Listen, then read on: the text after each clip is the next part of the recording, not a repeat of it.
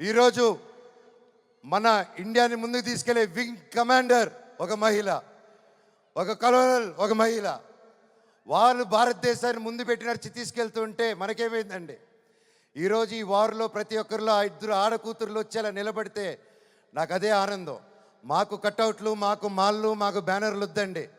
వాళ్ళని మనం సెలబ్రేట్ చేసుకోవాలి.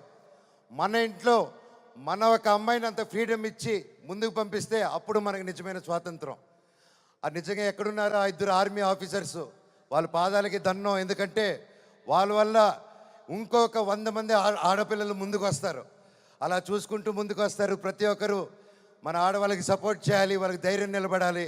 మనం వాళ్ళకి తోడుగా సపోర్ట్గా ఉండాలి తప్ప వాళ్ళని కిందకి లాగేసే పరిక్రమం అవ్వకూడదు.